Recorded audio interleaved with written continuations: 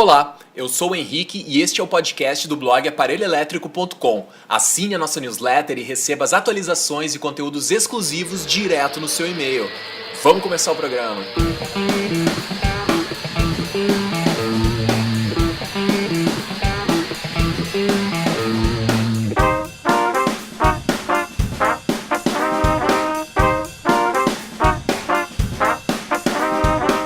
E o assunto é profissão designer gráfico freelancer.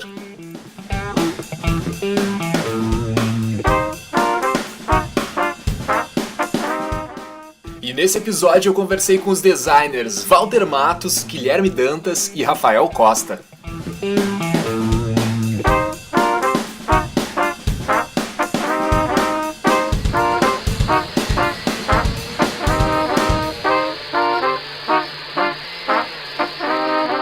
Já vamos lá, mas antes deixa eu só falar uma coisinha. Previously on Aparelho Elétrico.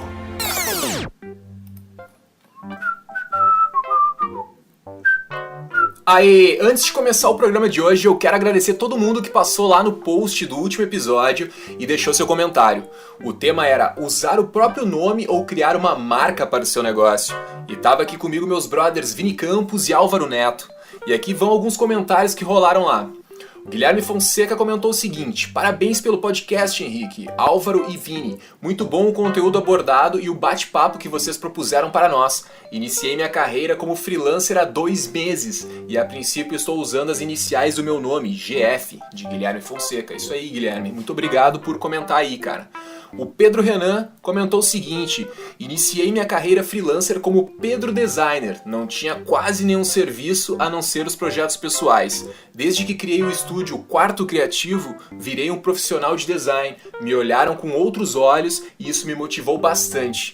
Esse foi um dos melhores podcasts, Henrique. Tu é foda, obrigado por tudo. Aí, Pedro Renan, cara, muito obrigado, velho. Tu que sempre compartilha lá nossos posts, né, na tua fanpage. Brigadão, cara. O Marcelinho comentou o seguinte: confesso que por algum motivo pesquisei o nome Estúdio Lhama semana passada para ver se estava disponível. Só porque eu gosto de lhamas, comentou ele entre parênteses. Foi uma grande coincidência revê-los por aqui. Essa parte da criação do nome é bem complicada mesmo. Foi muito legal este debate. Parabéns, Henrique, Álvaro e Vini. Aí, Marcelinho, muito obrigado, cara, pelo teu comentário. O Rubens também comentou o seguinte: curti muito o conteúdo apresentado, deu para dar bastante risada. Esclarecedor, justamente agora que estou definindo o nome da marca também. Valeu, Henrique, e continue postando conteúdo, te acompanho há um bom tempo. Grande Rubens, muito obrigado, cara, por seguir aí, continuar e também comentar nos posts, cara. Então tá, agora sim, vamos começar o programa de hoje. Deixa eu só fazer um som aqui na bateria.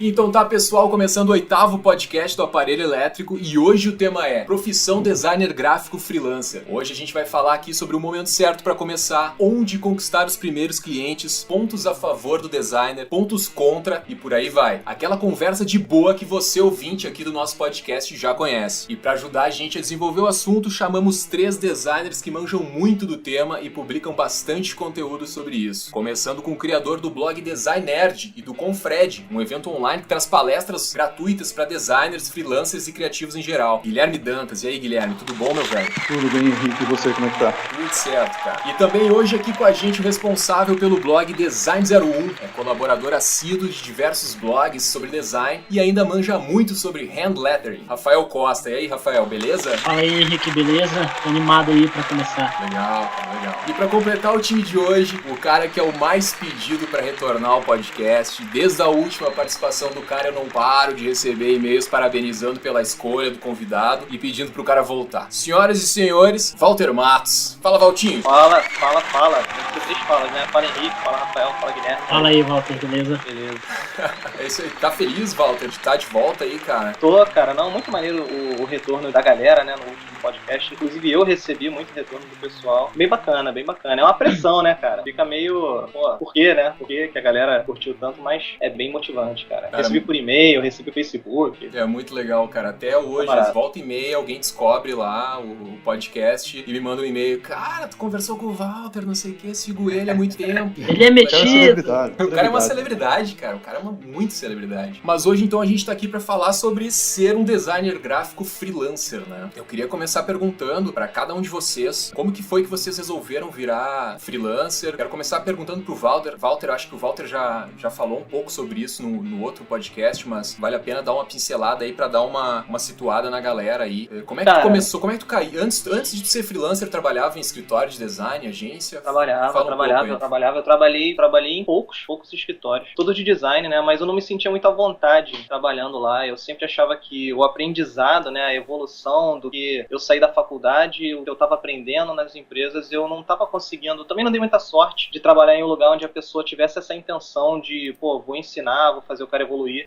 Mas também pode ter partido um pouco de mim, de mais novo, assim, eu tenho um pouco de problema em receber ordens que eu não concorde muito. Eu não tô nem me referindo ao trabalho em si, mas situações que eu não concordasse, enfim, questões até de comportamento, se eu não gostar eu fico muito incomodado e desde que eu saí da faculdade eu já tinha a ideia de trabalhar por conta própria, mas não foi assim, não foi tão automático. Eu trabalhei em 6 agências, se eu não me engano, durei muito pouco tempo em cada uma, até que um belo dia, cara, eu decidi, vou largar tudo, ganhava bem, tinha um salário bom, mas estava muito incomodado, estava me sentindo sem crescimento e decidi do nada sair do emprego e fui pra casa. Apertei a mão do cara, me despedi, falei, eu lembro que eu tava no meu período de experiência ainda nessa empresa, tinha 3 meses na empresa, tava indo bem, não tinha nenhum problema com ninguém lá dentro, mas eu não tava mais internamente eu não tava bem pra continuar e saí da empresa e comecei com as mãos abanando mesmo, cara, a mão na frente e outra atrás, sem nenhuma perspectiva do que seria depois disso, né, do que aconteceria depois, mas no fim deu certo, só não é um processo muito rápido, não aconselho que façam isso, tá, porque não é tão fácil assim, não é simplesmente sair e começar a trabalhar por conta própria, porque é bem trabalhoso, cara, esse caminho é um caminho que você tem que ter uma certa estratégia e, enfim, estudar um pouco antes de sair. Legal, cara, e tu, Guilherme, como é que foi, assim, tu hoje tu tem um escritório onde tu trabalha e tal, mas tu também é professor, né, conta um pouco pra gente como é que foi esse momento, assim, que tu decidiu, não, eu vou ser autônomo agora. Eu acredito que todo mundo que vai por esse caminho tem que ter aquele negócio, aquela faísca dentro, aquela faísca empreendedora, né, que é o que o Walter falou. Às vezes você ficar preso em algum lugar, né, você encarar aquela rotina das 8 às 6, uma coisa sufocante, né, eu sempre tive isso.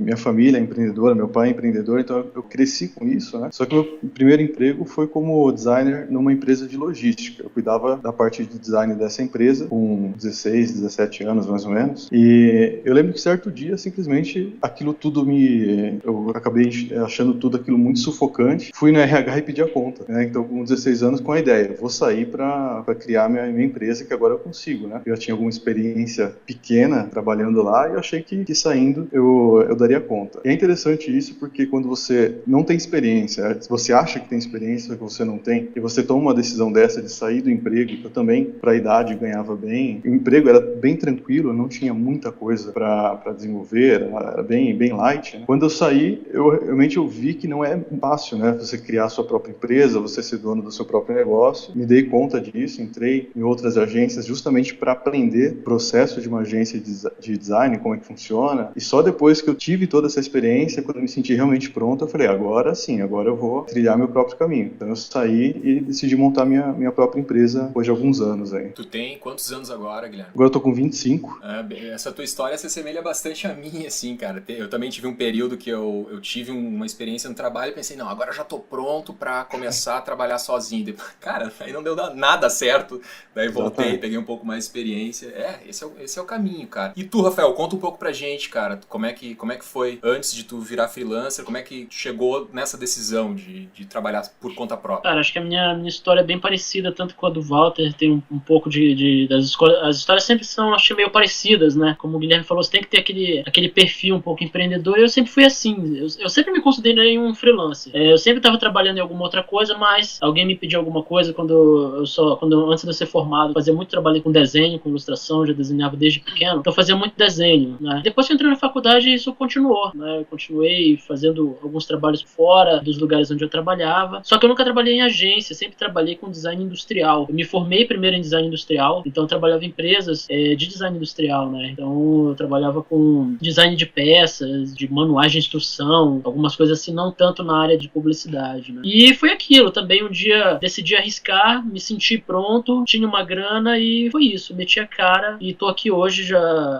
acho que vai fazer uns 2 anos que eu tô no full time, de não ter outro lugar, decidir dedicar o meu trabalho na minha empresa, no meu escritório. Ah, legal, cara. E me diz uma coisa, os teus clientes hoje, tu prefere trabalhar pro cliente final ou tu te oferece para escritórios de design, como terceirizado de escritório de design? Como é que funciona pra ti? Cara, a maioria dos meus clientes é o cliente final. Acho que ainda não fiz para uma outra agência terceirizada. Ainda não, já me procuraram, não faz muito tempo até, já algumas agências queriam que eu fizesse alguns projetos, mas no final de algumas coisas não rolou. Mas pra mim tanto faz, cara. Pra mim não tenho uma preferência com relação a isso. Acho que de toda forma eu acabo encarando bem. Não tive ainda problema com relação a isso. Mas hoje, no meu formato de trabalho, normalmente eu presto serviço direto pra empresa, entendeu? Não pra uma agência que vai pra que tem um outro cliente. Não sei se era essa a tua dúvida. Não, é isso aí, é isso mesmo, cara. Às vezes eu sou procurado por agências de propaganda, né? Pra trabalhar como terceirizado. E esse é um cliente que eu olho com outros olhos, assim. Porque tem muito intermediador. Tem o cara que tá me contratando, que vai ter uma visão sobre o trabalho que eu fiz, e depois da visão dele tem o cliente, que não sabe que provavelmente ele tá terceirizando esse trabalho. Sim. Então são 2 pessoas pra analisar o teu trabalho, e às vezes dá refação, né? Dá muita refação. Então é um cliente um pouco mais que tem as suas particularidades pra atender, né? Sim. E isso, às vezes a galera me pergunta no blog também, mas como é que eu consigo trabalho? Eu bato nas empresas, ou no cliente final direto, ou eu vou em escritório, agência e tal? De repente, pra quem tá começando, eu não sei, daí vai muito de cada um também. Eu prefiro trabalhar pro cliente final. É uma particularidade minha. Eu prefiro ir lá porque daí não tem intermediador, não tem ruído. Mas eu sei que muita verba e muito trabalho mais fácil de conseguir tá pra quem trabalha pra agência de propaganda ou escritório de design. Não sei se o Walter, tu trabalha, como é que tá pra ti os negócios hoje? Assim, tu trabalha pra cliente final, pra agência? Cara, muita coincidência e muito curioso você entrar nesse assunto, porque exatamente hoje eu entreguei um projeto pra um cliente que é uma agência, e foi meu primeiro projeto feito pra uma agência, e foi meu primeiro projeto feito pra um cliente que não é meu cliente final. E assim, cara, o projeto, não é porque eu tô gravando aqui o podcast com vocês não, mas é total sinceridade. O projeto, ele fluiu, ele foi de uma naturalidade, cara, das duas partes, que me surpreendeu extremamente, assim. Eu ainda não sei se o projeto vai ser aprovado. Eu enviei pra agência hoje, essa agência ainda vai fazer as alterações dela, né, em botar com a cara da agência para apresentar pro cliente. Mas eu tava com muito receio, não era nem se o projeto ia ser aprovado ou não, era se a agência ia aprovar o projeto ou não. Como eu não tenho esse contato direto com o cliente final, eu não, por mais que eu tenha o briefing, por mais que eu tenha tudo na minha mão, veio muito bem organizado, né, a base do projeto veio pra minha mão totalmente estruturada, então foi muito fácil de trabalhar. Mesmo assim, com todo o diálogo muito bom, rolando o tempo todo, fluindo, eu tava com muito receio de em algum momento a gente começar a se desencontrar, eu e a agência. E não aconteceu, cara. É óbvio que eu tive que usar um processo de trabalho diferente, eu tive que criar um novo processo de trabalho diferente do que eu teria com o meu cliente final. Com o meu cliente final, algumas etapas eu não apresento para ele. Eu mantenho o meu contato do início ao fim com o cliente, eu mantenho ele ali por dentro do projeto, mas muito através de texto também. Poxa, olha, eu tô na etapa tal, tô bolando a ideia tal, que você acha, sempre assim, mas nada muito visual, entendeu? Já com a agência não, eu fui trabalhando referências visuais desde o início, ideias de cores desde o início do projeto, ideias de tipografia desde o início, então foi tudo muito, a gente foi alinhando e refinando até o momento da apresentação. Tanto é que a apresentação final que eu montei, ele já estava por dentro de como ela seria, entendeu? Eu só tive que montar mesmo, mas praticamente tudo ele já tinha visto. O profissional da agência que te contatou contratou nesse caso, ele era um atendimento, era um criativo da agência? Criativo, ele é criativo e atendimento. Ah, né? tá. Então assim, ele é designer. E me encontrou assistindo um vídeo no YouTube, gostou e decidiu entrar em contato pra gente tentar. Já é um namoro antigo, sabe? É desde o ano passado que a gente vem papeando e nunca... Aí esse ano teve a oportunidade de desenvolver um projeto e a gente mergulhou junto, entendeu? Legal. E tu, Guilherme, algum pensamento aí sobre isso? Alguma experiência que tu queira compartilhar, cara? Eu já tive experiência das duas formas, né? Acho que vai muito também tanto com o cliente quanto a agência, vai do perfil de cada um, né? Porque ao mesmo tempo que talvez a agência você consiga trabalhar um pouco melhor, porque a linha de pensamento é parecida, né? Ele não vai talvez pedir coisas que um cliente que não tem noção nenhuma vai pedir para você, mas ao mesmo tempo eu prefiro trabalhar com o cliente final, porque eu quero ver desde o começo o problema dele, propor a solução, entregar a solução, ver no rosto do cliente a satisfação. Acho que grande parte do trabalho do designer é isso, né? Propor soluções para os seus clientes. É mais do que arte, mais do que qualquer outra coisa, você precisa trazer essa solução. Com a agência, quando você coloca uma terceira pessoa no meio, talvez você não enxergue isso, né? Você só entrega, então fica uma linha de produção.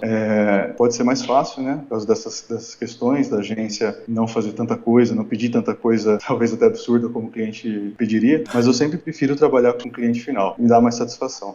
E o cara, eu concordo contigo, o cara sabe pra quem tu tá criando, né? É uma coisa, é meio intuitivo, assim, quando tu tá fazendo o processo ali de trabalho, tu tá criando, consegue ver, opa, isso aqui tem a ver com o perfil do cliente, não tem, e quando tem um terceiro no meio, assim, como tu falou, fica na dúvida, né? Será que eu tô viajando demais nesse trabalho? Daqui a pouco esse cliente é um pouco mais convencional, tu não sabe, né, muito. E às vezes, se tu vai trabalhar pra uma agência, a agência tá despreparada, nem a própria agência sabe o que te dizer, e isso aí às vezes complica um pouco o processo também. Mas é isso aí, cara, eu acho que isso é um ponto bem importante pra quem tá ouvindo a gente aí, poder pensar na hora de fazer o seu site, seu material de divulgação. Se vai focar para um pessoal de agência ver, tem que pensar nesse site, nesse material de um jeito. Se vai focar para o cliente final ver, tu tem que falar de uma maneira, é bem diferente o modo de falar para impactar o cliente final e a agência, né? Não sei se vocês concordam comigo aí. São dois perfis de público, né, cara? Você, no caso, quando você trabalha para agência, você tem que pensar nos dois clientes finais, e por isso que é um pouco mais difícil realmente, é por isso que eu tava com a expectativa diferente, eu tava achando que não fosse dar certo. Quando eu monto uma apresentação para um cliente, eu já conheço esse cliente, já conversei bastante com esse cliente. Muitas pessoas me mandam e-mails me pedindo modelos de apresentação de projeto, e eu não tenho, porque cada cliente eu percebo de um jeito. Então, esse cliente aqui eu vou montar a estrutura de apresentação, vou falar primeiro sobre conceito, e aqui eu vou falar um pouco sobre a construção do projeto, depois eu apresento a marca. Por esse outro cliente, eu já sinto, né, uma coisa de sensibilidade também, eu já sinto para esse aqui, se eu falar sobre a marca antes de mostrar a construção, vai funcionar melhor. No caso da agência, como eu estou fazendo para agência, eu tenho que também pensar qual processo vai ser bom para esse trabalho funcionar, e ao mesmo tempo como montar uma apresentação lá para o cliente final, entendeu? Então é realmente mais difícil, porque você tem dois públicos aí, né? Mas no final das contas, se você estiver muito alinhado com a agência, a experiência que eu tive foi a primeira até agora, tá? E deu certo. Eu não sei sinceramente, eu não sei se eu abriria para outras, não. É porque eu senti muita firmeza nesse cara que entrou em contato comigo e realmente deu tudo muito certo. Mas foi uma experiência boa, mas não posso garantir que seria tão boa com outros, entendeu? E me diz uma coisa, Walter, quando tu decidiu sair lá da agência, do local onde tu estava trabalhando e encarou vou ser freelancer, qual foi a primeira atitude que tu tomou para conseguir o primeiro cliente? Tu pensou assim, vou fazer um site para mostrar meu trabalho, vou criar um portfólio num local gratuito, num Behance da vida. Qual foi o primeiro passo, assim, que tu fez pra, o mundo precisa saber que eu tô trabalhando como freelancer? Cara, se você estiver falando dos primeiros passos mesmo, nenhum. O que eu fiz, eu não dei passo nenhum. Eu fiquei 4 anos sem site, 4 anos sem site, cara. Site é a primeira coisa que eu penso. Eu vou começar isso, vou fazer um site. Por isso que em off, quando a gente tava conversando, eu falei que eu aprovava muito minhas propostas de lançamento, porque era tudo muito por indicação. Na verdade, eu já comecei a fazer projetos para outros, igual o Rafael. O Rafael comentou sobre isso, que ele meio que já fazia projetos para essas pessoas, entendeu? Então, quando eu tava na faculdade, eu já comecei a pegar um projeto ou outro. E o meu projeto final de faculdade foi um livro para crianças surdas, surdas de uma instituição chamada INES, aqui no Rio de Janeiro, que ela é nível nacional, né, mas é Instituto Nacional de Educação de Surdos. Então eu fiz um livro para crianças surdas, de português, né, de Libras, na verdade, que é língua de sinais. E esse livro, ele acabou sendo impresso de verdade, o que era para ter sido só um projeto de faculdade. Acabou sendo um livro distribuído em várias instituições de surdos do Brasil. E muitas pessoas, por conta desse livro, entraram em contato comigo também. Então eu tive muito contato a partir daí. E o próprio pessoal do INES já me indicou para outro cliente, esse outro cliente me indicou para outro, esse outro me indicou para outro. Então assim, eu fiquei 4 anos sobrevivendo de indicação. Então a cada 10 propostas eu aprovava um número muito alto, era 8, 7 propostas. Porra. Henrique, é interessante ver, pelo que o Walter falou, que ele fala assim, mas tem muita gente que segue esse mesmo padrão. Não tem site. Cara, eu conheço muitas pessoas, conversam comigo e não tem site. São designers e não tem site. E eu vivo falando, enchendo o saco, cara, faz um site, faz um Behance, faz alguma coisa. E eu já tive um caminho diferente, cara. Eu saía fazendo, tipo, muito site, entendeu? Até eu tomar uma decisão de fazer alguma coisa em definitiva, eu fazia muita coisa de maneira errada. Mas também acho interessante isso. Tem muita gente que faz isso. Por exemplo, quando eu comecei a estudar um pouco mais com os blogs, eu aprendi no design blog que eu tinha que ter um site. Foi aí que eu comecei a dar importância. Então eu já tive blog, eu já tive portfólio no Flickr, eu já tive portfólio no Facebook, eu já tive portfólio no blog portfólio, entendeu? Então, enfim. Mas a dica que eu dou hoje, cara, se puder compartilhar uma dica, seria: você tem que estar online, entendeu? Você tem que estar online. Aí tem gente que fala assim pra mim: mas você acha legal fazer o meu portfólio no Facebook? Eu falo: olha, se for a tua única opção, faz. Tem grana pra investir num site, nada, faz. Mas você tem que adequar, na minha opinião, né? Você tem que adequar o teu trabalho à linguagem da rede social ou da ferramenta que você está utilizando. Então, se você vai fazer no Behance, por exemplo, tem como você organizar, porque ele é feito para portfólio. Se você vai usar o Facebook, conheço artistas muito bons que utilizam principalmente o Facebook para divulgar o trabalho deles e sai muito bacana. Mas o cara não tenta utilizar o Facebook como um Behance, entendeu? Ele faz umas fotos mostrando o making-off de uma determinada produção, ele já coloca ele fazendo ali um trabalho, depois ele posta uma foto do trabalho finalizado, fica bacana. O que eu não acho bacana é você querer fazer uma coisa muito formal usando o Facebook, por exemplo. Então, eu acho que o ideal é sempre você meio que se adequar na linguagem daquela ferramenta que você está usando, entendeu? Por exemplo, eu quando eu usava o Flickr, por exemplo, hoje eu vejo que eu fazia da maneira errada, porque eu queria colocar descrição nas fotos, como se fosse um projeto mesmo, entendeu? E hoje eu vi que nada a ver. Se eu fosse utilizar o Flickr hoje, eu utilizaria sem problema, mostraria um making-off, mostraria um passo a passo, aí depois colocaria uma foto da arte final, entendeu? Mas como uma coisa mais impessoal, mais informal. Mas o importante é você ter um canal onde as pessoas consigam chegar no teu trabalho através da internet. Eu sempre acho o seguinte, cara, se o teu trabalho é bom, não importa em que plataforma ele tá. Ele vai ser reconhecido e você vai chamar atenção e vai ter os teus clientes. É isso aí. Tu tem hoje um site rafaelcosta.com.br, alguma coisa assim, Rafael? Não, eu não tenho. Eu até pensei já várias vezes em fazer, mas hoje o meu blog acabou criando muita força, então pro meu nome que eu digo, né? Então eu acabei que eu não senti falta disso, até nem com questão a ter uma identidade visual, esse é um outro ponto também, né? Também não senti falta, eu preferi muito mais focar no meu nome utilizando o blog, entendeu? E tem dado certo, mas também acho interessante quem utiliza o seu próprio nome como domínio, acho super válido também. Tu tem alguma coisa aí nesse sentido, Guilherme? Eu sinto que quando alguns alunos eles perguntam, né, o que eu posso fazer para colocar meu portfólio no ar, eu falo, a primeira coisa que você deve fazer é comprar um domínio, né, e vai custar R$30 por ano, não vai pesar no bolso de ninguém, e compra, já registra o seu domínio, já deixa ele guardadinho lá. O que aconteceu comigo foi o seguinte, há um tempo atrás eu não uso o domínio guilhermedantas.com.br, mas eu tive interesse de comprar, porque se um dia eu quiser trabalhar com ele, trabalhar melhor a minha marca, eu posso fazer, né? E o domínio estava disponível na época, só que eu deixei pra lá. Eu falei, que outro Guilherme Dantas vai comprar esse domínio e o cara vai querer colocar no ar? Não vai existir, né? Um mês depois, quando eu falei, bom, agora eu vou comprar mesmo, eu vi que o domínio já tinha sido comprado. Porra. Era um cara que toca sanfona, ele faz muito Claro, cara, eu fui procurar a informação sobre ti pra escrever a introdução do podcast e achei esse cara, é verdade. Então, não sou eu, tá? Eu não toco sanfona. É O cara é Ia famoso. ser o cara é bacana se famoso. você não avisasse isso pro Henrique e ele te apresentasse como, esse aqui é o Guilherme Dantas, além de designer, é sanfoneiro. Exatamente. Cara, essa dica do Guilherme é muito boa, cara. Eu, antes de ter site, eu falei que eu fiquei 4 anos sem site, mas eu não fiquei 4 anos sem ter domínio. Ah, tu tinha o Comprei domínio. waltermatos.com e .com.br muito antes de eu fazer o site. Porra, muitos anos antes de criar o legal. site.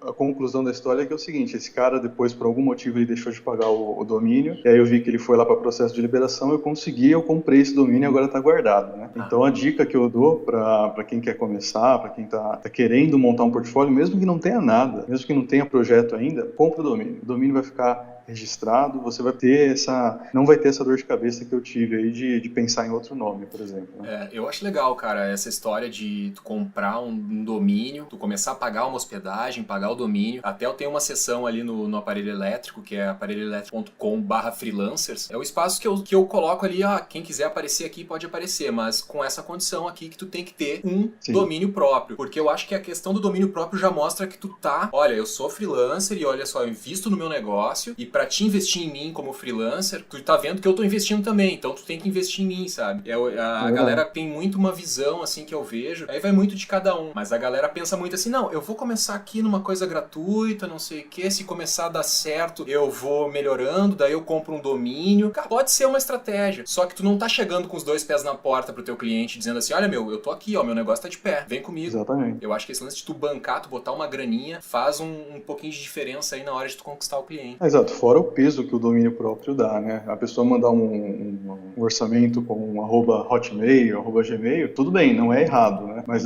por exemplo, contato @oseunome.com.br dá um ar de profissionalismo, né?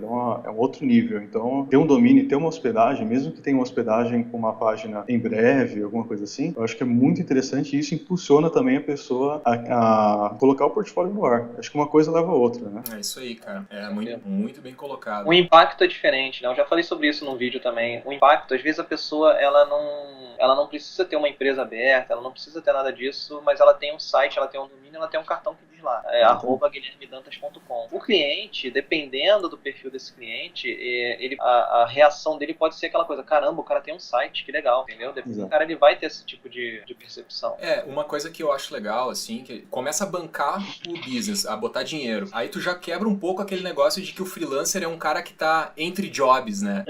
Uma coisa que eu observo é o seguinte, cara, a diferença entre um amador e um profissional dentro da nossa profissão, né, que é de design gráfico, é muito pequena, entendeu? Uhum. Então, nisso que a gente tá falando do domínio, pode parecer simples, uma coisa pequena, né? Mas já faz muita diferença pro cliente. A gente, se você se observar como cliente, você vê que quando você vai em busca de uma empresa, atrás de um determinado produto, se você vê um pequeno problema, você já desiste daquilo ali. Imagina você vai comprar um tênis, por exemplo, numa loja virtual, e você vê que ela não tem nem o próprio domínio, você já sai dali na hora, entendeu? E a mesma coisa, os clientes, eles têm essa percepção com o nosso trabalho também. E se for critério de desempate, entende? Daqui a pouco tu tem 2 profissionais legais. Não, esse aqui tem um domínio próprio, o domínio próprio provavelmente vai levar. Com certeza. Se você ter 2 trabalhos iguais, você vai por esses pequenos detalhes. E eu sempre falo que o freelancer, ele não é quem faz trabalho esporádico assim, não é bico, entendeu? Não é bico, cara. Existe uma diferença entre você fazer bico e você ser um profissional freelancer. Muito bom. Então, isso tá tudo relacionado a você se profissionalizar, né? Você ter o seu site. Lógico que às vezes, quando você tá na faculdade, você tá sem grana, não tem muito como investir, mas é importante que você vá traçando essas pequenas metas de ter essas coisas, né? Às vezes pega uma grana, ao invés de torrar essa grana, investir um pouco na tua marca pessoal mesmo, né? É isso aí, cara, muito, muito bem colocado. Falando um pouco assim do cliente, da percepção do cliente, né? Às vezes o cliente não consegue identificar um design bom ou um ruim, né? Isso às vezes é meio estranho assim também. Tipo, cara, eu já penso diferente, cara. Eu acho que tem certos trabalhos, cara, que não tem como você dizer que foi um amador que fez, ou um sobrinho, um micreiro, sei lá, o pessoal gosta de falar bastante. Por exemplo, eu vou utilizar o nosso amigo aqui, o Walter Matos. Cara, eu gosto muito de ver trabalho que tem making off. Porque, cara, é no making off que você mostra ali de onde que veio o resultado daquilo, entendeu? Então eu faço questão de mostrar para os meus clientes que, olha, essa fonte aqui, esse tipo, não peguei no computador, não baixei isso aqui, coloquei lá, escrevi o nome da tua empresa, entendeu? Pesquisei, tá aqui, eu fiz vários rascunhos até chegar nesse resultado. E isso é perceptível, entendeu? Na minha opinião. Eu acho que, é lógico, isso que tu falou tem fundamento, porque tem muitos trabalhos, cara, que são muito genéricos, entendeu? Que não chama atenção, entendeu? E aí, realmente, cara, chega um cara que domina um pouco de Photoshop, ele vai se emparelhar com o teu trabalho, entendeu? Não tem saída. O que eu quis colocar, assim, por exemplo, claro, que o design bom a gente sente no olho, né? A gente sabe que aquilo ali tá agradando de alguma maneira. Mas, por exemplo, às vezes o cliente não é o público final dele. O cara que ele tá vendendo, ele não é mais o público-alvo pra quem ele tá vendendo. E ele bota o gosto pessoal e atrapalha o projeto, às vezes. Posso falar sobre algumas experiências? Sobre isso? Não pode, Walter Mato. Vai lá, Walter. Tô mais alinhado com o Henrique. Eu acho que o cliente, além dele não ter a obrigação, né, de saber diferenciar quem é um bom designer ou não, até porque é normal, né? Não tô nem tentando ser rude aqui. Mas ele realmente não tem obrigação. Ele não consegue avaliar a diferença entre um bom trabalho e um trabalho ruim, avaliando o design em si. Ele tem as percepções dele, que são por conta da base de experiência dele com outras coisas, com a vivência que ele tem sobre o mundo, e às vezes ele não sabe o porquê, mas ele consegue admirar um trabalho de um bom designer sem saber por que o outro é ruim. Ele não consegue explicar. Isso já aconteceu comigo, cara, várias vezes, do cliente chegar pra mim e falar assim: eu contratei um outro cara pra fazer esse trabalho, eu não gostei desse trabalho, eu quero fazer esse trabalho contigo. Quando eu apresento o projeto, por mais que eu siga as mesmas linhas conceituais do outro projeto, que às vezes o briefing é o mesmo, né? E o resultado às vezes pode ser uma coisa mais próxima, o cliente chega e fala: cara, o seu tá muito melhor. Aí eu pergunto: mas por que tá melhor? Não sei explicar, mas eu sei que tá muito melhor. Aí eu tento forçar: não, mas você acha que tá melhor? A fonte tá melhor? Cara, eu não sei explicar. Acontece muito da pessoa não saber explicar por que ela gosta mais do... Então, cara, mas eu já passei por essa situação também, sabe? É bem comum até, não querendo, sei lá, me prevalecer, mas como eu digo, cara, na minha opinião, né, claro, é perceptível, que nem como você falou, por mais que ele não saiba o porquê, mas eu acho que quando ele vê um portfólio, cara, a pessoa, ele já vai te procurar porque ele já viu o teu trabalho, né? Então, ele já percebeu uma diferença ali, tá entendendo? Não tô dizendo assim com relação a conceitos, talvez tenha me expressado mal nesse sentido, talvez os conceitos ele não entenda, sabe? Mas a qualidade do trabalho ele consegue perceber, entendeu? Mas ainda tem outra curiosidade, cara, eu contei isso acho que no outro podcast. Teve um caso também de um cliente que não aceitou fazer o trabalho comigo por questões financeiras. Ele acabou fazendo com esses coletivos da vida aí, né? Faz um monte de gente, pega o trabalho e manda... Cara, entrou na minha próxima pergunta aí já, Walter. Então, ele fez com essa galera. E aí eu sempre tomo essa posição de, mesmo que o cliente não faça o projeto comigo, eu sempre dou essa abertura pro cliente: ó, caso você queira algum tipo de auxílio, mesmo que você vá fazer com outra pessoa, eu tô aqui, pode me consultar. A pessoa me consultou, né? Entrou em contato comigo depois: olha, eu tô fazendo essa marca aqui e eu não sei o que eu tô gostando. Aí já foi o contrário, ele pegou, contratou a outra pessoa, mandou pra mim, e eu recebi essas versões aqui da marca. Aí, enfim, eu dei algumas dicas do que poderia melhorar pra ele entrar em contato com o designer que fez isso, né, ou o suposto designer. A gente não sabe se o cara é designer ou não, tá fazendo. No princípio parecia que não, mas eu não posso garantir, né? Era um médico. Voltou essa pessoa, e uma das dicas que eu dei foi: você precisa de uma versão vertical da marca, que já tava finalizando o projeto, ele tava gostando, cara, o projeto não estava bom, não estava com um projeto de design, que um designer provavelmente iria olhar e falar: poxa, esse foi um designer que fez, um designer bom. Com certeza o Rafael não ia gostar, o Guilherme nem você, mas o cliente tava gostando, ele tava incomodado, entendeu? Ele não sabia com o que. Ele não tinha referências diferentes pra entender por que aquilo tava ruim. Mas enfim, ruim na minha opinião também, tá? Voltou, eu falei: você precisa de uma versão assim. Cara, quando ele me mandou de novo as imagens, não é mentira, tá? Na versão vertical que eu falei pro cliente, o designer, ou o suposto designer, ele devolveu a marca, simplesmente, ele girou a marca horizontal. E girou com o logo, com símbolo, com tudo. Botando em pé, entendeu? Essa é a vertical da marca. Com livros em pé, entendeu? Aí eu tive que explicar. Cara, eu sei que foram umas 10 trocas de e-mail com esse cliente. Que nem foi meu cliente, né, cara? Pô, trabalhou de graça, Walter. Trabalhei de graça, não, dei consultoria gratuita. Então, gente, se quiser aí, tá, consulta, não, mentira.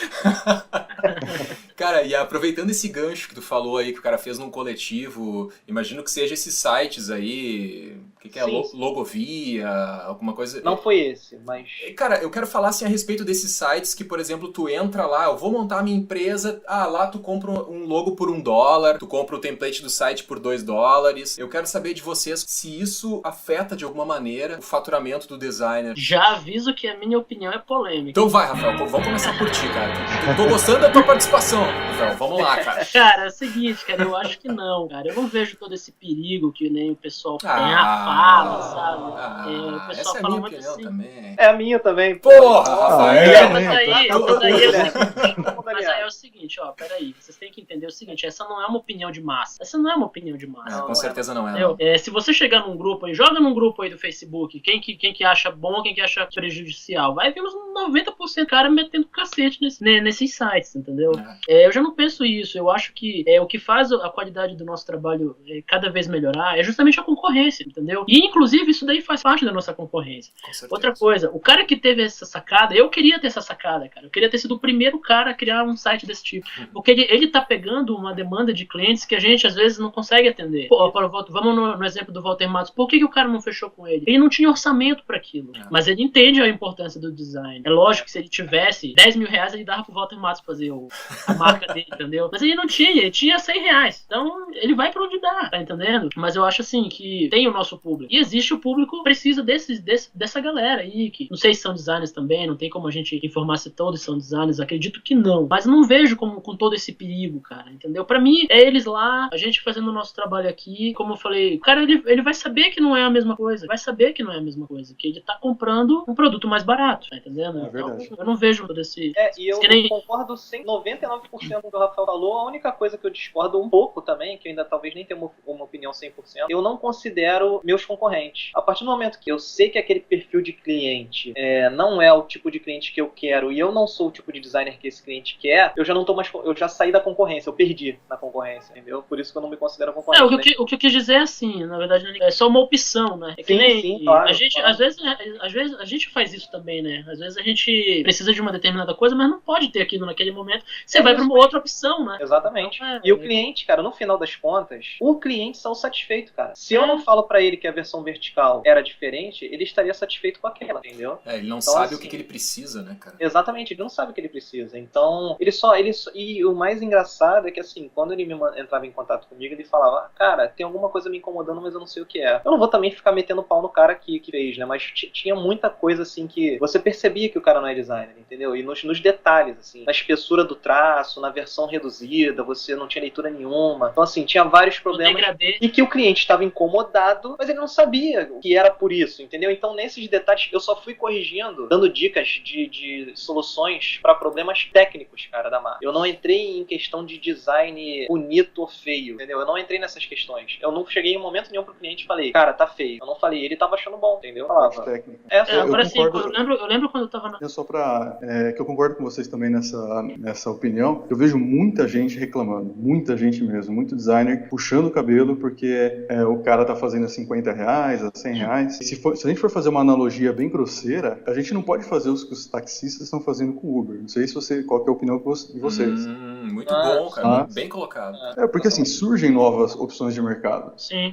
O cara que faz o logo a 50 reais, vamos supor que você é um empresário que começou agora, você investiu pesado na sua empresa e o que sobrou para você fazer o logo, tudo bem, é importantíssimo, mas talvez essa linha de pensamento não é a do empresário que está começando agora. E o que sobrou para fazer lá a identidade visual é 100 reais. Então ele vai encontrar um mercado que vai suprir essa necessidade dele. Imagina se só designers pudessem fazer logos, né? A única opção que ele tinha era essa, pagar realmente o que vale, né? Mas se o cara só tem aquilo lá e vai suprir a necessidade dele, pelo menos no começo, se a gente for pegar, por exemplo, ver o Twitter, ver o Facebook, as primeiras identidades visuais dessas grandes empresas eram toscas, depois eles melhoraram. Então eu acredito que assim, os designers precisam respirar um pouquinho mais e falar, bom, existe mercado pra gente. A gente vai atingir eu vou atingir o meu cliente. Aquele cliente que quer pagar pouco, deixa ele pagar pouco. Se um dia ele sentir necessidade de atualizar a marca dele, aí sim ele vai falar comigo, né? Sim. Eu lembro quando eu tava na faculdade, uma professora levantou essa questão, né, e fez a gente debater lá sobre isso. E tipo, muita gente, cara, meio que descabelada por causa disso.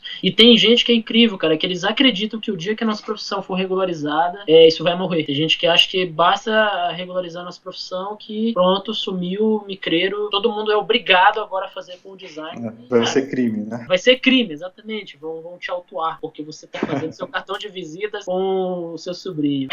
E eu duvido, cara, que você tem certeza que não vai ser isso, entendeu? E como o Guilherme falou, o Walter também, né? A gente não tem por que se preocupar com isso, né? E esse exemplo do Guilherme foi perfeito. Quantos de nós aqui também já não começou fazendo uma marca assim que não gostou muito? Por que a gente faz nossas próprias marcas? Muitas vezes é porque a gente não tem como... Eu gostaria que a minha marca, um dia, fosse feita pelo Walter. E aí? Hoje eu vou ficar com a minha do jeito mesmo. Não tenho 10 mil reais. Em lettering, cara. Não tenho 10 mil reais. Não tenho 10 mil reais pra ficar uma marca. Pô, pois é, cara, faz o lettering ali, fica legal pra caralho, pelo menos tá na moda o lettering, né, cara? Tá nos planos isso aí. Cara, e lettering, eu admiro muito quem consegue fazer um lettering maneiro, incrível, cara. Também. Quando eu vi o trabalho do Rafael, eu lembrei de um cara chamado Sean West, que eu não sei se ele conhece. Conheço. Um dos caras mais sensacionais. É muito. Você tá aí, pô, que bom saber que você tem uma admiração pelo meu trabalho. Eu descobri o teu há pouco tempo, mas assim que eu entrei no site dele, cara, eu fiquei olhando praticamente todo o portfólio, todo o trabalho de lettering. É muito maneiro, cara. Valeu.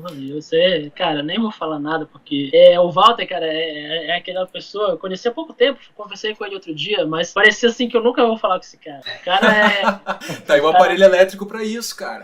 Pois é, cara. E aí eu até comentei com o Guilherme, falei, pô, cara, o Walter é super gente boa, super humilde. Pô, gostei do cara, gente boa pra caramba.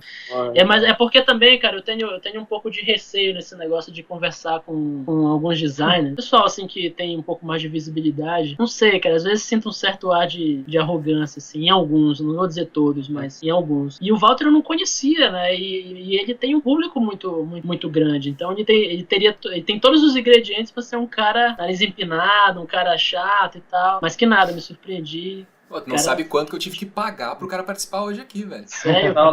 Não sabe o que tá dizendo aí, Rafael. Isso aí, ó. Deixa gravado, então. Pessoal, olha só, deixa eu perguntar pra vocês o seguinte. Hoje vocês são freelancers, trabalham com isso, têm outras atividades em paralelo também. Vocês pretendem ficar como freelancer pro resto da vida? Como é que funciona isso na cabeça de vocês? Tem planos pro futuro, virar empresário, investir em outra coisa? Já aproveitar com o que o Rafael tava falando, o que tu tem a dizer sobre isso, Rafael? Cara, eu nunca imaginei, hoje eu tenho o meu escritório, mas nunca imaginei ele expandindo a ponto de ser uma empresa, ter um nome. Eu prefiro fortalecer a minha imagem como profissional, entendeu? As pessoas os profissionais em quem eu me inspiro, eles não têm uma agência, entendeu? Eles sozinhos têm um trabalho com uma identidade muito forte, você olha, você sabe que é deles, e eu pretendo seguir nesse caminho. Pretendo trabalhar como freelancer, assim, né, digamos. Até quando der, porque é um trabalho que eu gosto, eu me sinto recompensado tanto financeiramente quanto pessoalmente, é um trabalho que eu gosto. Mas assim, eu tenho blog, também é uma outra coisa que eu gosto pra caramba de fazer, eu tenho a intenção de fazer algumas coisas, até comentei com o Guilherme, de poder ensinar sobre lettering, até tô iniciando alguns projetos nesse sentido. Se eu puder levar isso em paralelo, eu vou ficar muito feliz, cara, mas a minha intenção é mais nesse sentido. Eu não pretendo parar de ser freelancer um dia. Legal. Guilherme, o que tu tem a dizer aí, cara? Como é que estão teus planos? No meu caso, eu não me vejo mais trabalhando das 8 às 6. É uma coisa que eu já experimentei, eu não gosto. Eu nem trabalho das 8 às 6. Não, às vezes assim, eu prefiro trabalhar das 6 da manhã às 9 da noite pra mim, do que das 8 da manhã às 6 da tarde pra alguém. E não que isso seja errado, eu admiro quem tem essa coisa assim de eu quero meu salário fixo e ter meu fim de semana livre, né? Quem consegue viver com a rotina é uma coisa que eu invejo, até porque muitas vezes você trabalha muito. Acho que quando você se torna freelancer, você vai trabalhar no mínimo o dobro do que você trabalharia para alguém, né? Mas é uma coisa que eu me vejo fazendo pro resto da vida. Inclusive, assim, eu tenho minhas atividades paralelas, eu dou aula no Senac, aqui de Santo André, mas é um trabalho que eu encaro como hobby, porque para mim educação é uma das coisas que eu mais gosto de fazer. Inclusive, eu tenho uma agência de web, né? Só que eu paralisei a agência de web para focar em educação, tanto na parte do blog e o Confred agora também, porque foi aí que eu achei a minha verdadeira paixão, né? Ou pelo menos eu me vejo fazendo isso por um bom tempo, inclusive fazendo aí minha vida em torno desse universo, de trabalhar para você mesmo. Legal, empreendendo, assim. Eu concordo bastante, assim, eu vou bem alinhado contigo, assim, eu acho que a vida de freelancer, eu enxergo a vida de freelancer como um meio, ela não é o fim, tipo, não, eu passei da vida de assalariado, digamos assim, trabalhava como funcionário, peguei experiência, agora eu tô como freelancer, porque a vida de freelancer, claro, eu gosto mais da vida de freelancer do que trabalhar dentro de uma agência. A vida de freelancer tem uma coisa que é muito legal, que ela te dá flexibilidade. Eu tô fazendo esse trabalho aqui agora, mas depois eu vou tirar umas horinhas, vou investir num projeto meu, vou trabalhar numa coisa aqui. Esse é o melhor salário do mundo, cara. Então, daí, e isso eu acho muito bom da vida de freelancer, mas pro meu futuro eu pretendo dar um outro passo, que é empreender em alguma outra coisa, utilizando tudo que eu aprendi aí em toda essa vida. E tu, Walter, o que tu tem a dizer, cara? Qual é os teus planos pro futuro aí? Tu pode compartilhar com a gente ou é segredo, cara? Claro, eu inclusive tô na mesma vibe aí, mais ou menos, do Rafael e do Guilherme, mas eu já tive um pouco da outra experiência, cara. Eu não tive empresa, mas como eu falei, né, quando eu saí da faculdade, eu trabalhei um monte de agência, pouco tempo. decidi trabalhar por conta própria. Uma dessas experiências que eu tive foi eu dividi uma sala com um ex-professor meu de faculdade e eu levei 2 sócias comigo, eu levei 2 pessoas comigo, entendeu? Então eu vivia em ritmo de agência, minha, como se fosse minha, apesar da sala ser do meu ex-professor de faculdade, ele tinha a empresa dele e eu levei a minha empresa, entendeu? Apesar de não ser nada formalizado, a gente começou a conquistar clientes e tal, e desenvolver vários projetos, ficamos 1 ano nessa, foi uma experiência excelente, mas, cara, já deu pra eu sentir, eu já sei como é ter uma empresa. Entendeu? Sem todas as outras burocracias que rolam, mas eu já sei como é viver nesse meio de ter que correria e cliente ligando e você tendo que trabalhar no horário lá, é praticamente nisso, né? Quando você tem uma empresa, eram 40, 50 minutos de viagem até chegar na empresa, porque era no centro, então eu tinha essa rotina, chegava às 8, saía às 7, chegava às 9, saía às 6, tinha um horário certo, era o lado bom. E como o Guilherme falou, em casa eu tenho essa variável aí, né? Às vezes eu trabalho de 9 à meia-noite, às vezes eu trabalho de 9 a meio-dia, entendeu? Às vezes eu não trabalho. Também tem isso. Tem dias que tu entregou 3 projetos hoje, o outro projeto é para daqui a uma semana, eu começo a escrever alguma coisa, eu começo a escrever pro blog ou pro canal do YouTube. E eu como pro futuro, o que eu imagino, cara? Eu tô me surpreendendo com os caminhos que a minha vida tá tomando, porque eu não esperava que um dia eu fosse gostar tanto de escrever, eu não esperava que um dia eu fosse gostar tanto de gravar, e eu enxergo isso como meu futuro, cara. Eu enxergo o YouTube, eu enxergo produção de conteúdo, principalmente, e produtos. Talvez eu crie produtos aí para o pessoal, coisas realmente relevantes, ou que eu acho que possam ser relevantes para o público. E, enfim, é uma nova paixão, mas é uma paixão que está chegando com muita força, né? Desde o primeiro momento que eu criei o meu blog, o primeiro texto lá, quando você entra no site, que é o texto que está até hoje, é um designer apaixonado. E é isso, cara. Eu gosto muito de design de marcas, eu sou apaixonado por isso, mas eu também me apaixonei por produzir, cara, conteúdo. Então, acho que pro futuro eu me vejo muito mais como um produtor do que como um designer. Legal, olha só, uma coisa interessante, né? Aí que acho que todos nós falamos é a questão de empreender, né? Eu sempre falo que o freelancer ele tem que ser empreendedor, né? Eu vejo aqueles freelancers aquelas designers que tentam trabalhar como freelancer e não conseguem. Já teve gente que falou comigo, pô, eu não consigo, cara. Teve um que foi muito engraçado, ele chegou pra mim e me perguntou no Facebook se eu conseguia viver como freelancer. Aí eu falei assim, consigo, claro que consigo, né? E daí ele me falou lá de um projeto que ele tinha feito, mas era uma coisa assim, ele ainda não era formado, eu acho que ele não tava nem na faculdade ainda, ele fez alguma coisa assim por R$100. E daí ele falou assim, mas cara, como é que eu vou fazer? Como é que eu vou sobreviver ganhando R$100 em cada projeto? Eu vou ter que fazer, tipo, sei lá, muitos projetos no mês. Aí eu falei, cara, é que você tá fazendo da maneira errada, entendeu? Você tá vendendo por esse valor aí que realmente não... Primeiro que deve ser bem próximo do que o produto que você tá entregando, né? E daí conversei um pouco com ele e tal, mas eu vejo muita gente errando justamente nisso. Eles acham que freelancer, se você é freelancer, é você estar em casa, chinelo, e você trabalhar a hora que você quiser. Uma coisa totalmente informal, né? Uma coisa totalmente informal. É bico, aquilo que eu falei no começo. Se a gente fosse falar mesmo, se a gente fosse ensinar tudo que um freelancer precisa saber, cara, ia render muito podcast, cara, ia render muito podcast mesmo. Porque a gente precisa falar sobre gerenciamento de finanças, de controle dos teus clientes, de prazo, de tudo, entendeu? Horário, tudo, cara. Tem muita coisa. O Henrique tem o freelance Docbox aí, né? Ó o merchan. Não, mas eu queria aproveitar. Gratuito, hein? Tem, freelancerDocbox.com.br aí, pra quem quiser aprender a se autogerenciar com algumas ferramentas e planilhas ali, tem aí. Então, seguinte, pessoal, fazendo um gancho com o que o Walter já falou antes e um pouco com o que o Rafael falou. O Walter falou de gerar conteúdo pro futuro dele e tal, e o Rafael falou que a galera tem que se qualificar e tal. Então, eu vou pegar um gancho aí e falar um pouco do evento que o Guilherme tá organizando aí, que é o Confred 2015, né, Guilherme? Tá com várias palestras e tal. Vamos falar um pouquinho sobre isso, cara. Como é que o evento acontece agora em outubro, né, Guilherme? Dia 5 de outubro e vai até dia 9, então são uma semana inteira com palestras, 4 palestras por dia, voltado justamente para esse público, pro pessoal que quer entrar, trabalhar como freelancer, ou o cara que trabalha numa agência e quer se profissionalizar lá dentro, né? A gente vai estar organizando bastante conteúdo interessante. Além disso, a gente vai ter os hangouts no meio também, né, da semana, né? O site do Confred, ele tem a programação inteira lá. A gente procurou alinhar os temas para que seja 90% prática, né? Então vai ter a teoria, claro, mas a ideia é a pessoa assistir a palestra e logo em seguida ela já vai poder praticar, já vai colocar em prática aquilo que ela ouvir. Pô, legal, cara. E tu vai fazer um hangout aqui, é o freelancer ser ou não ser, né? No início. Esse é o hangout de estreia ou não? Isso é a tua palestra? Essa é a palestra, na verdade, de estreia. O hangout, a gente vai ter um hangout no dia 1º, um hangout pré-Confred, que eu vou falar sobre o mercado para o freelancer, as dificuldades, mais ou menos o que a gente está falando aqui agora, né?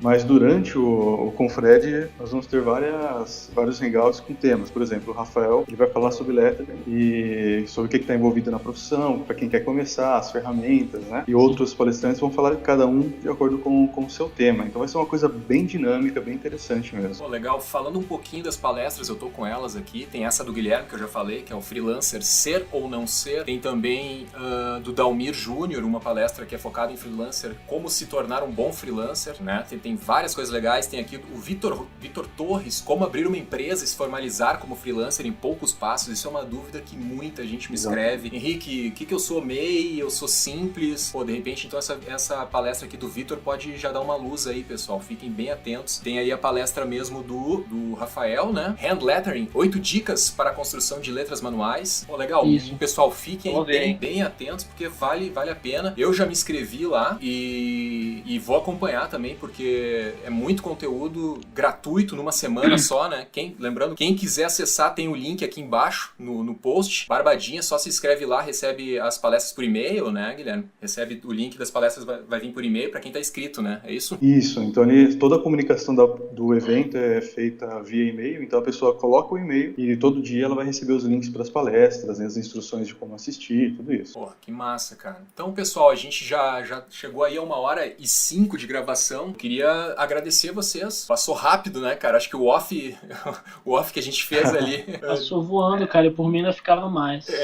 Cara, eu gostaria de poder fazer um podcast de 2 horas aí, mas o SoundCloud berra lá, cara. SoundCloud agora pago em dólar, não tá fácil pra ninguém, cara. É mesmo, cara, Adobe em dólares, tá mole não, cara.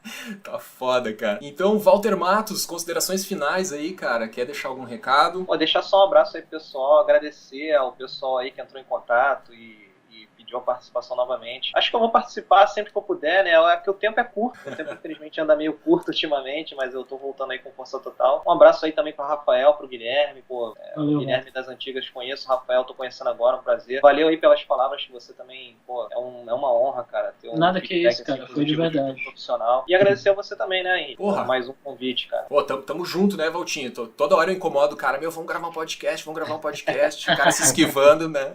Agora ele não teve como fugir, ele apareceu aí. Rafael, cara, considerações finais aí. Quer deixar o teu site aí, o Design01? Sim, eu queria deixar aí e fazer o convite pro pessoal dar uma passada lá no meu site. Também tem bastante dica para quem tá começando como freelancer. É o design01.com.br, né? E também o meu portfólio lá no Behance, né? Basta me procurar lá, Rafael_Costa. Eu também tem bastante trabalho meu lá sobre lettering, quem quiser acompanhar. E queria te agradecer, cara, pela oportunidade. Olha, foi muito bom. Tô bem feliz mesmo de ter participado com meu amigo Guilherme e meu mais novo amigo ali, o Walter. Tô feliz de estar aqui com vocês três. Vocês são feras e só te agradecer mesmo. Valeu mesmo e um abraço aí pra todo o pessoal que tá nos escutando agora. Pô, legal, cara. Vamos, a hora que vocês puderem. Eu tô sempre disposto a gravar. Claro, a pauta não deixa muito, né? Mas a porta tá sempre aberta aí, cara. E Guilherme... pode me chamar a hora que você quiser aí, me chama. Então, beleza, Rafael. Show de bola, cara. E aí, Guilherme, considerações finais aí. Chama o pessoal pra assistir o Confred aí e o que mais tu quiser, velho. Isso. Primeiro eu agradeço o seu convite e também a todos que estão ouvindo. E fica o convite, né, para quem tem essa veinha empreendedora, para quem tem essa faísca, para quem quer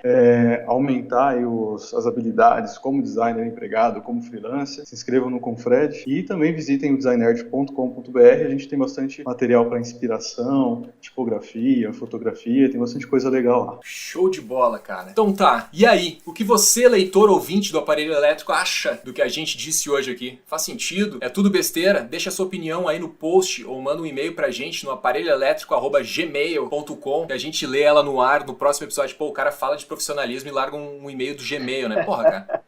Acontece, né, pessoal? Esses dias um cara me perguntou, porra, Henrique, por que tu tem um @gmail? Cara, eu tenho toda uma brincadeira, uma questão especial com esse e-mail aí que eu deixo pra outra hora. E por favor, se você...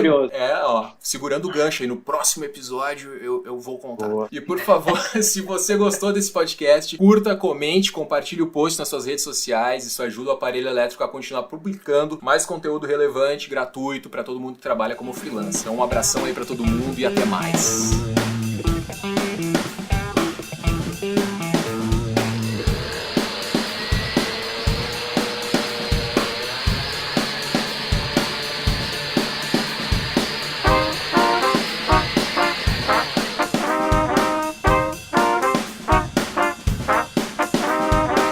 Gostou das dicas aqui apresentadas? Então acesse aparelhoelétrico.com e cadastre já o seu e-mail.